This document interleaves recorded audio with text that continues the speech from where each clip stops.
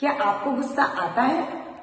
तो ठीक है, आज से आप गुस्सा इंग्लिश में करोगे। लेट्स लर्न दो सेंटेंसेस। तुम मुझे पागल कर रहे हो। You are driving me crazy. Number 2, तुम्हारा नॉनसेंस बहुत हो गया। I have had enough of your nonsense. I have had enough of your nonsense. Number 3, बस बहुत हो गया। That's it. I have had it. That's it. I have had it. Number 4, मैं तुम्हारा ये बिहेवियर और बर्दाश्त नहीं कर सकती। I can't put up with this behavior anymore.